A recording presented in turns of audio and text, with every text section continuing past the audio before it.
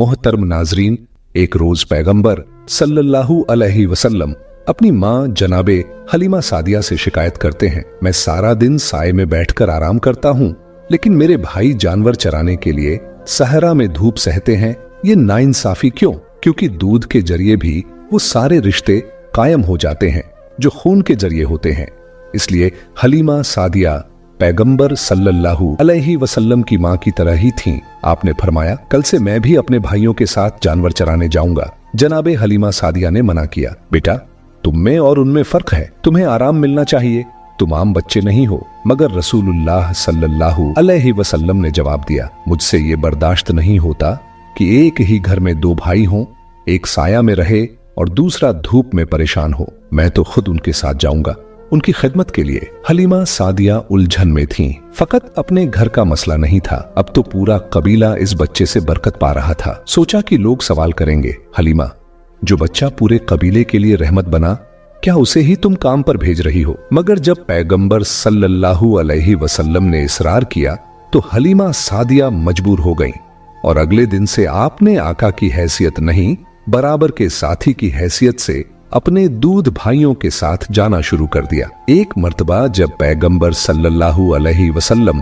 अपने भाइयों के साथ बकरियां चरा रहे थे तो देखा गया कि करीब की पहाड़ी से दो नौजवान नीचे उतर कर आए, आपके पास पहुंचे, बाजुओं से थामा और आपको लेकर पहाड़ी की तरफ चले गए। भाइयों ने ये मंजर देखा तो चीखते चिल्लाते हुए कबीले में लौटे।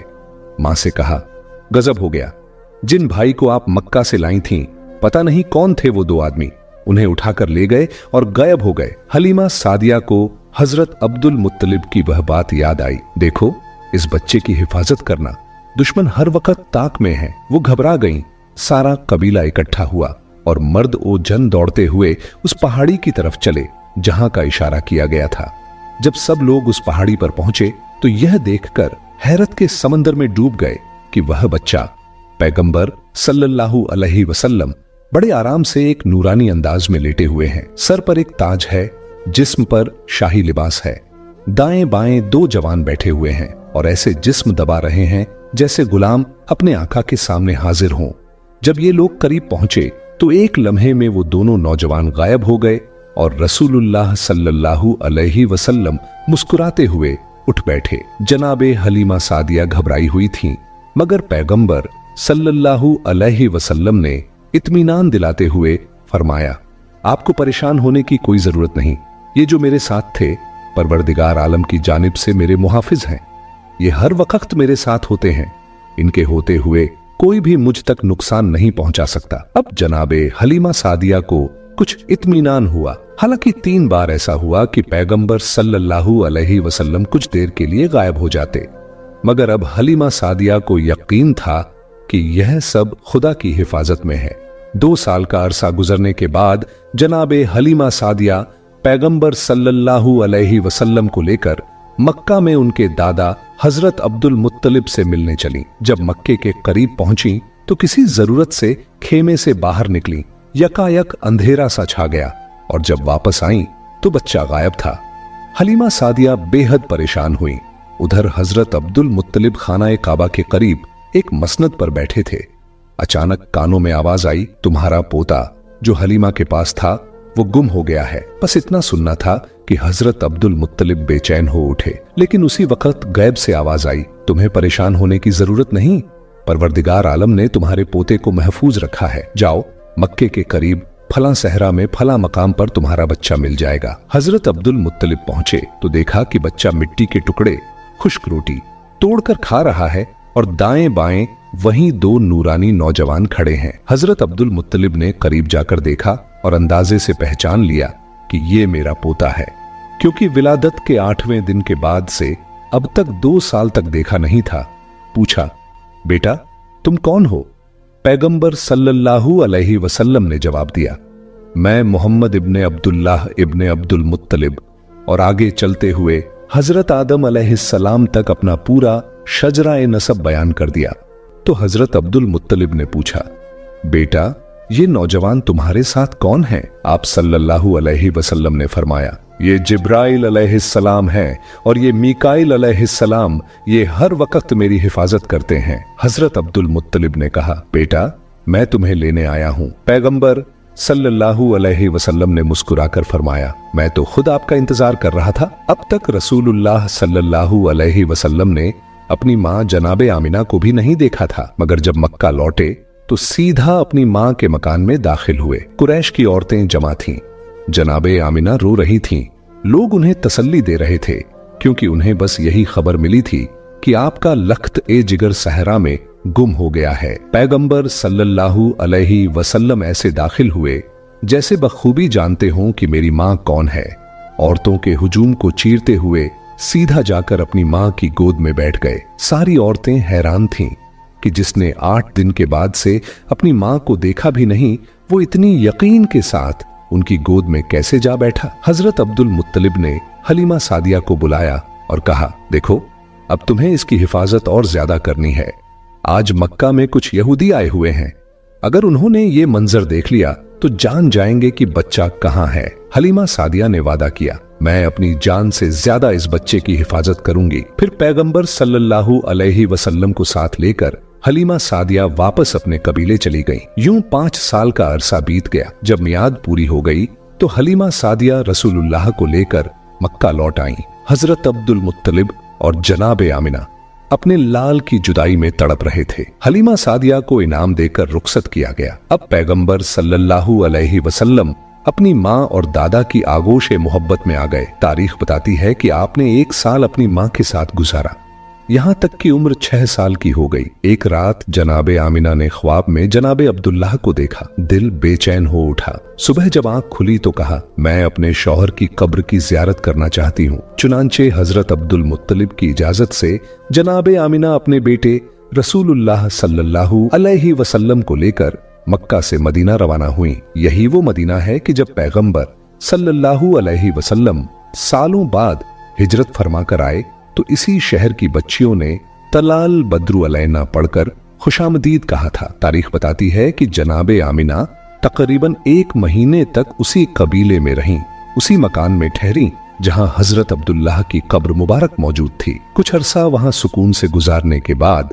वापसी का इरादा फरमाया। मदीना से मक्का की जानिब रवाना हुई, मगर जब करीब 100 किलोमीटर का फासला तय किया और मकाम अब्वा पर पहुंची तो वहां जनाबे आमिना की तबीयत अचानक बिगड़ गई। बीमारी इतनी तेज हो गई कि आगे का सफर करना नामुमकिन हो गया। मुसाफिरों का मुख्तसर सा काफिला वहीं रोक लिया गया। जनाबे आमिना की बीमारी शिद्दत इख्तियार कर गई, यहां तक कि उसी मकाम पर उनका इंतकाल हो गया।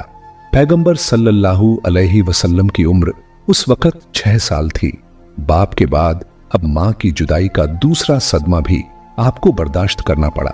जनाबे आमिना को वहीं मकाम अब्वा में बहुत ही एहतराम के साथ दफन किया गया। जनाबे उम्मे ऐमन इस 6 साल के मासूम बच्चे को अपनी गोद में उठाकर मक्का की तरफ वापस ले चली। तारीख में दर्ज है कि पैगंबर सल्लल्लाहु अलैहि वसल्लम को अपनी वालिदा और उनकी कब्र मुबारक की याद हमेशा दिल में रही। यहां तक कि जब सुलह ए हुदैबिया के मौके पर रसूलुल्लाह सल्लल्लाहु अलैहि वसल्लम मक्का की तरफ जा रहे थे और रास्ते में मकाम अबवा से गुजर हुआ तो काफिले का रुख मोड़ने का हुक्म दिया। आप सल्लल्लाहु अलैहि वसल्लम ने फरमाया, मुझे अपनी माँ की याद आ रही है, मैं उनकी कब्र की जियारत करना चाहता हूँ। कब्र मुबारक पर पहुंचे और जारो कतार रोने लगे। बहरहाल जनाबे उम्मे ऐमन पैगंबर सल्लल्लाहु अलैहि वसल्लम को मक्का वापस लेकर आईं और उन्हें हजरत अब्दुल मुत्तलिब के सुपुर्द कर दिया। हजरत अब्दुल मुत्तलिब उस वक्त 118 साल के बुजुर्ग थे। कमजोरी और जुर्राफत का आलम था, मगर फिर भी अपने नन्हे पोते को अपने कांधों पर बिठा लिया। 1 साल तक पैगंबर सल्लल्लाहु अलैहि वसल्लम अपने दादा के साथ रहे। इसी दौरान वह मशहूर वाकया पेश आया जिसे हम पहले भी बयान कर चुके हैं, जब यहूदियों ने एक दावत की और हराम खाना पेश करके परखना चाहा कि यह आखिरी रसूल हैं या नहीं, मगर नाकाम लौटे। जब पैगंबर सल्लल्लाहु अलैहि वसल्लम की उम्र 7 साल हुई और हजरत अब्दुल मुत्तलिब की उम्र 119 साल हो चुकी थी तो एक और अहम वाकया पेश आया। कुछ ऐसे तोहफे आपके पास आए जो फिर सारी उम्र आपके साथ साथ रहे। वाकया ये था, जब यमन के हाकिम सैफ बिन जी यजन ने मक्का पर कब्जा कर लिया और मक्का को अपनी हुकूमत में शामिल कर लिया। उस वक्त जनाबे अब्दुल मुत्तलिब मक्का में मौजूद न थे। जब आप मक्का लौटे तो उन्हें यह खबर मिली कि यह अहम वाकया पेश आया है। अब मक्का वालों की सलामती और हुकूक की तरफ से फिक्र लाजमी थी।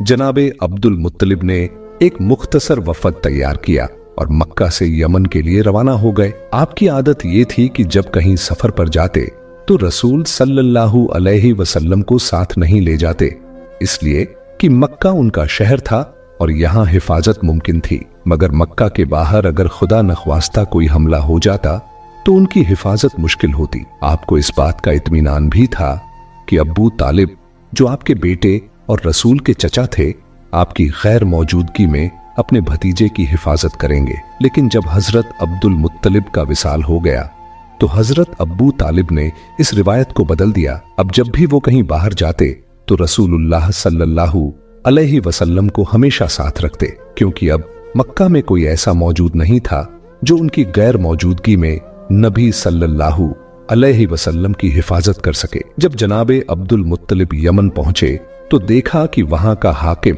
सैफ बिन जी यजन छुट्टी मना रहा है।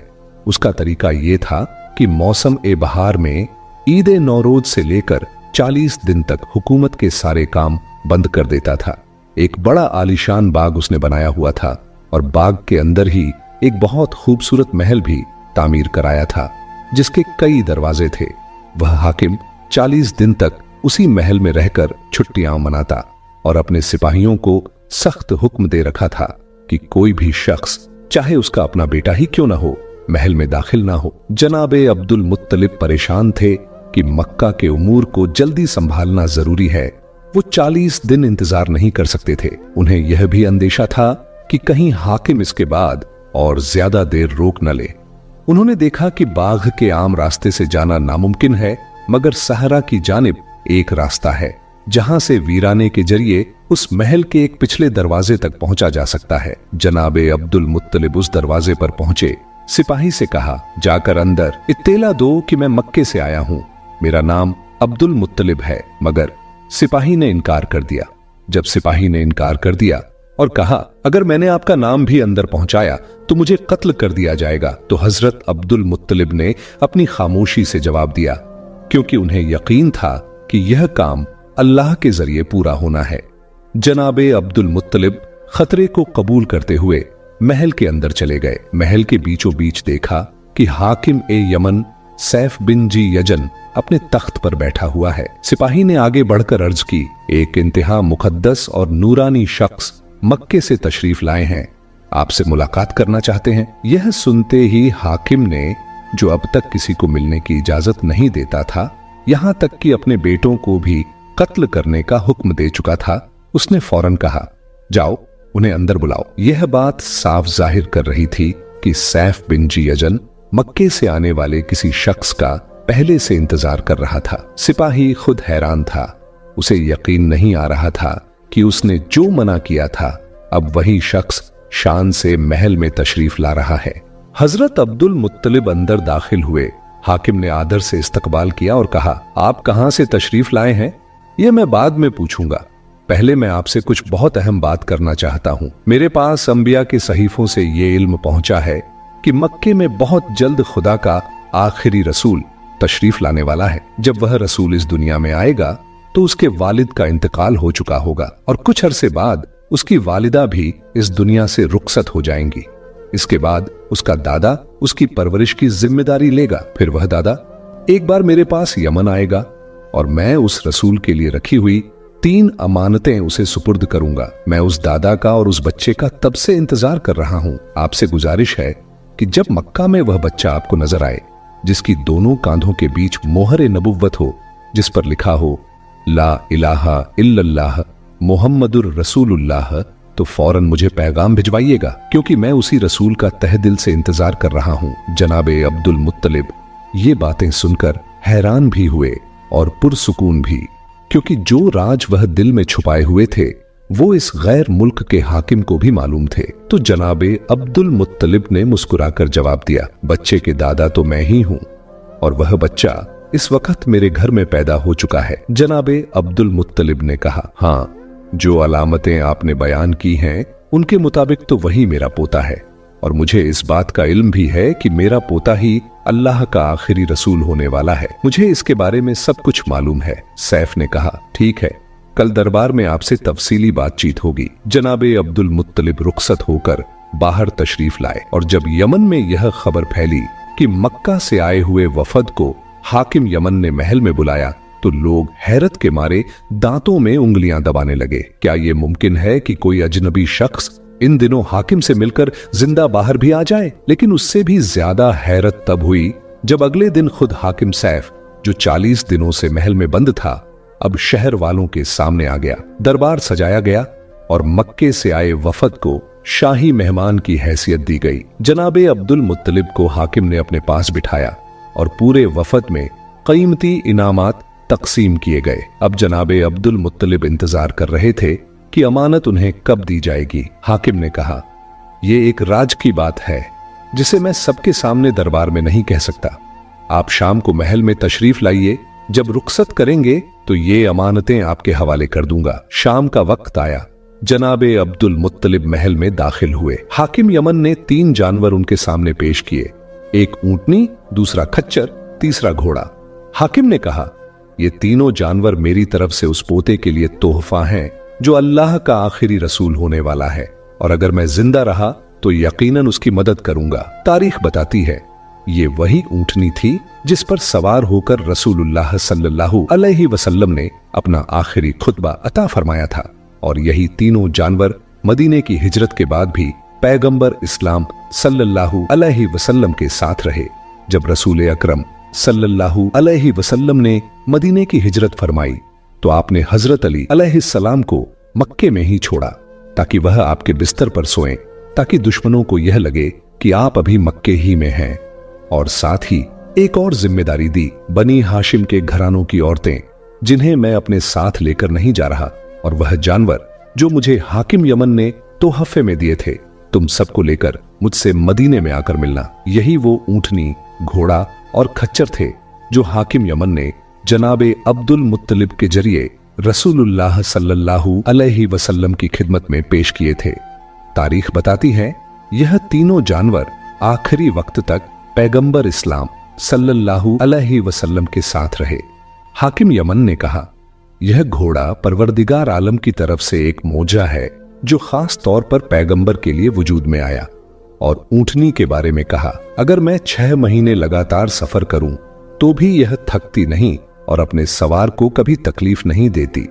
फिर उसने राजदाराना लहजे में कहा, यह तीनों जानवर सिर्फ तोहफे नहीं बल्कि वह अमानतें हैं जो अंबिया के सहीफों में लिखी हुई थीं, और अब मैंने वो राज आप तक पहुंचा दिए। अब आप अपने खानदान को यह राज बताइए, अपने पोते की हिफाजत को और ज्यादा यकीनी बनाइए। अगले साल मुझसे फिर मुलाकात कीजिएगा। और सुनिए, मैं अपने दिल से यह ऐलान करता हूं कि मैं आपके पोते की नबूवत पर ईमान ला चुका हूं। अगर जिंदा रहा तो तलवार निकालकर उसकी मदद करूंगा। जनाबे अब्दुल मुत्तलिब इस जबरदस्त खुशी और अल्लाह के शुक्र के साथ वापसी का सफर इख्तियार करते हैं। जब मक्का के करीब पहुंचे तो मक्का वालों को खबर हुई कि हमारे सरदार यमन के हाकिम से बात करके लौटे हैं। पूरा मक्का इस्तकबाल के लिए निकला। रसूलुल्लाह सल्लल्लाहु अलैहि वसल्लम भी उनके साथ हैं, मगर रास्ते में एक जगह पत्थर पर बैठ गए ताकि आराम कर सके। मक्के वाले आगे निकल गए। जब जनाबे अब्दुल मुत्तलिब मक्के में दाखिल हुए तो सबसे पहला सवाल यही किया, मेरा पोता कहां है? लोग एक दूसरे का चेहरा देखने लगे। फिर किसी ने बताया, वो तो रास्ते में एक जगह आराम कर रहा है, हम तो आगे निकल आए। जनाबे अब्दुल मुत्तलिब ने मुस्कुराकर कहा, यह बच्चा वह है जिसकी वजह से पूरी दुनिया को बरकत मिलने वाली है। इसकी हर बात में हिकमत है। हाकिम यमन को दुआएं दी और वह तीनों तोहफे, ऊंटनी, घोड़ा और खच्चर रसूलुल्लाह सल्लल्लाहु अलैहि वसल्लम की जिंदगी भर की रफाकत में शामिल हो गए। तो यह उस वक्त की बात है जब पैगंबर इस्लाम की उम्र 7 साल थी। 1 साल और बीत गया। अब पैगंबर इस्लाम सल्लल्लाहु अलैहि वसल्लम 8 साल के हो चुके हैं। उसी दौरान मक्का में एक ऐसा कहत पड़ा कि लोग दाने दाने को मोहताज हो गए। हजरत हाशिम की एक पोती जो कि पैगंबर इस्लाम की रिश्ते की फूफी थीं, उन्होंने एक रात ख्वाब में देखा कि जब तक तुम अब्दुल्लाह के यतीम के वसीले से दुआ नहीं मांगोगी, उस वक्त तक मक्का वालों की मुश्किलात दूर नहीं होंगी। बनु हाशिम के लिए यह कोई अजनबी बात नहीं थी। अगले दिन जब यह ख्वाब मक्का में फैल गया तो सब लोग पैगंबर इस्लाम को आगे आगे लेकर मक्का से बाहर निकले। रसूलुल्लाह सल्लल्लाहु अलैहि वसल्लम ने दुआ की और अल्लाह ताला ने बारिश बरसा दी। मगर अबू जहल और उसके जैसे दूसरे हसद करने वाले पहले से ही जल भुन रहे थे कि हर बार इज्जत और करामत इसी खानदान को क्यों मिलती है। अब तो उनके हसद में और इजाफा हो गया। उसी साल जब पैगंबर इस्लाम की उम्र 8 साल और 6 महीने की थी तो एक और सदमा पेश आया। हजरत अब्दुल मुत्तलिब को यमन से आए हुए 1 साल हो गया था। अब वह वापस यमन जाने का इरादा रखते थे, मगर परवरदिगार आलम चाहता था कि वह राज जो यमन में मिला था वहीं राज बना रहे। इससे पहले कि हजरत अब्दुल मुत्तलिब यमन के लिए रवाना होते, उनका इंतकाल हो गया। कफन बिछा दिया गया और उनके जनाजे को खाना काबा के दरवाजे के करीब रखा गया। सारी मक्का जनाबे अब्दुल मुत्तलिब को आखिरी बार देखने आई। वह जैसे किसी को ढूंढ रहे थे। किसी ने पूछा, आप किसे तलाश कर रहे हैं? मगर वह खामोश रहे। फिर निगाहें इधर उधर घूमी। आखिरकार उनकी नजर अपने पोते पर पड़ी, मगर अबू लहब रास्ता रोककर खड़ा था। हजरत अब्दुल मुत्तलिब जो कि अब बेहोशी की हालत में थे, उनकी जबान हरकत नहीं कर रही थी, मगर फिर भी उनके चेहरे पर जलाल आ गया। सख्त लहजे में डांटते हुए कहा, खबरदार, मेरे बेटे अब्दुल्लाह की इस निशानी के किसी काम में मजाहमत मत करना। अबू लहब को यह बात तौहीन लगी, मगर वह क्या कर सकता था, मजबूरन पीछे हट गया। फिर जब बात उठी कि अब हजरत अब्दुल मुत्तलिब के बाद इस पोते की निगरानी कौन करेगा, तो सबकी नजरें एक नाम पर टिक गई, हजरत अबू तालिब। हजरत अबू तालिब को अब मक्का की सरदारी भी मिल गई और इससे कहीं बड़ी सादत यह मिली कि अब पैगंबर इस्लाम सल्लल्लाहु अलैहि वसल्लम उन्हीं के घर परवरिश पाएंगे। एक मर्तबा हजरत अबू तालिब को करीब बुलाया गया और जनाबे अब्दुल मुत्तलिब ने उनसे वसीयत की। सबसे पहले उन्होंने कहा, खुदा की कसम खाकर यह अहद करो कि अगर कभी मेरे इस पोते पर कोई मुसीबत आ पड़े तो तुम अपने माल, इज्जत, जान, यहां तक कि औलाद तक को कुर्बान करने में भी देर नहीं करोगे। हजरत अबू तालिब, जिनका दिल अल्लाह की तरफ से तस्दीक और तकदीस से भरा हुआ था, उन्होंने खुदा की कसम खाकर यह अहद कबूल किया। दूसरी वसीयत यह की गई, बेटा, वैसे तो तुझे सबसे मेरे इस पोते की हिफाजत करनी है, मगर खास तौर पर यहूदियों से और कुरैश के हासिदों से होशियार रहना। हजरत अबू तालिब ने पूरे यकीन और जज्बे के साथ कहा, मेरे लिए यह बच्चा मेरी जान और औलाद से भी ज्यादा कीमती है। इसके बाद जनाबे अब्दुल मुत्तलिब ने पैगंबर इस्लाम सल्लल्लाहु अलैहि वसल्लम का हाथ अब्बू तालिब के हाथों में दिया। फिर आवाज दी, ऐ कुरैश वालों, बताओ क्या मेरा तुम पर कोई हक है या नहीं? सारे कुरैश ने एक जबान होकर कहा, आप ही की वजह से हम इज्जत वाले बने, आप ही की वजह से पूरा अरब हमारा एहतराम करता है, हमारे जान माल पर आपका हक है। जनाबे अब्दुल मुत्तलिब ने फरमाया, तो फिर मेरे उस हक का वास्ता मेरे इस पोते की मदद करते रहना और इसके हर हुक्म की इताअत करना। सारे कुरैश ने वादा किया, हम सब आपका यह वादा निभाएंगे। इसके बाद जनाबे अब्दुल मुत्तलिब ने चारों तरफ देखा। हजरत अबू तालिब ने पूछा, क्या बात है? उन्होंने कहा, मेरा दिल चाहता है कि मेरी बेटियां मेरे सिरहाने बैठें, मुझ पर गिरिया करें और मैं इस दुनिया से रुखसत हो जाऊं। कुरैश के दूसरे लोगों को दूर किया गया, घर की औरतों को पास बुलाया गया। रसूलुल्लाह सल्लल्लाहु अलैहि वसल्लम जो अपने दादा के सीने से लगकर लेटे हुए थे, उन्हीं की गोद में जनाबे अब्दुल मुत्तलिब ने इस दुनिया को अलविदा कहा। तारीख बताती है कि सारा मक्का जनाबे अब्दुल मुत्तलिब के इंतकाल पर हकीकी मायनों में सोगवार हुआ। जब रसूलुल्लाह सल्लल्लाहु अलैहि वसल्लम हजरत अब्बू तालिब के घर तशरीफ लाए तो अब्बू तालिब ने उसी वक्त से वो इज्जत और एहतराम शुरू कर दिया जो बाकी लोगों ने बहुत बाद में ऐलान ए रिसालत के बाद दिखाया था। वो अपने भतीजे को अपने बिस्तर पर साथ सुलाते, एक ही लिहाफ में रखते ताकि कोई दुश्मन छुपकर हमला न कर सके। घर में खास हुक्म था, जब तक मेरा भतीजा दस्तरख्वान पर न बैठे कोई शख्स खाने को हाथ नहीं लगाएगा। सारा खाना पैगंबर इस्लाम सल्लल्लाहु अलैहि वसल्लम के आने तक रुका रहता। तारीख बताती है, अगर कभी ऐसा होता कि रसूलुल्लाह का दिल खाने को नहीं चाहता तो अब्बू तालिब फरमान जारी करते, आज मेरे घर में दस्तरख्वान ही नहीं बिछेगा, सब फाका करेंगे। ये मंजूर है मगर ये हरगिज बर्दाश्त नहीं कि मेरा भतीजा ना खाए और हम खाना खा लें।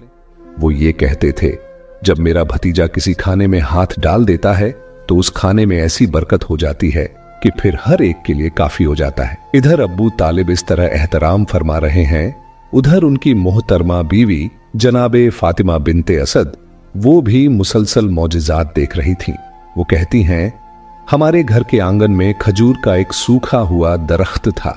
रसूलुल्लाह सल्लल्लाहु अलैहि वसल्लम एक दिन घर में दाखिल हुए और आंगन से गुजरते हुए उस दरख्त के पास ठहरे। जैसे ही उन्होंने अपना हाथ उस दरख्त पर रखा, दरख्त में ताजा खजूरें पैदा हो गईं। दरख्त अब भी सूखा ही था, सरसब्ज नहीं हुआ, मगर खजूरें लग गईं। जनाबे फातिमा कहती हैं, उस दिन के बाद ये करिश्मा रोज होने लगा। कम से कम दिन में एक बार उस दरख्त पर ताजा खजूरें जरूर लग जाती और मैं उन खजूरों को तोड़कर अपने बच्चों को खिलाया करती थी। एक दिन ऐसा इत्तेफाका हुआ कि उस खजूर के दरख्त ने नागा कर दिया, खजूर नहीं दी। अब मैं परेशान थी क्योंकि आदत सी बन चुकी थी कि हर रोज वो दरख्त खजूरें देता था। थोड़ी देर बाद मेरा भतीजा रसूलुल्लाह सल्लल्लाहु अलैहि वसल्लम घर में दाखिल हुए। मैंने उनसे शिकायत के लहजे में कहा, इस दरख्त को क्या हो गया है? इसने तो आज खजूर देना बंद कर दिया। इतना सुनना था कि मेरे भतीजे ने कदम बढ़ाए और दरख्त के करीब पहुंचे।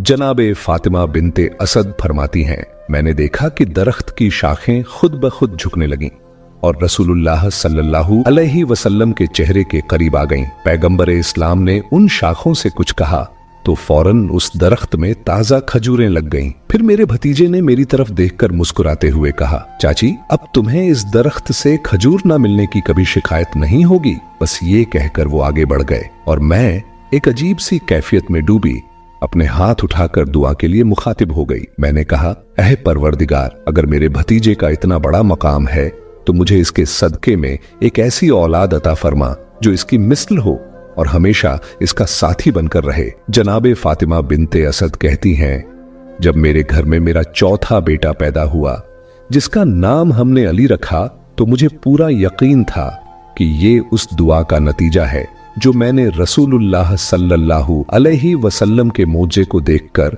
मांगी थी। अब पैगंबर इस्लाम इस घर में ऐसे रह रहे हैं जैसे अब्बू तालिब उन्हें बाप की तरह मोहब्बत दे रहे हैं और जनाबे फातिमा बिनते असद वाकई एक मां बनकर उनकी परवरिश कर रही हैं। नाजरीन, नबी पाक सल्लल्लाहु अलैहि वसल्लम की पैदाइश से मुतल्लिक मुकम्मल वाक़े को हमने आपके सामने बयान कर दिया है।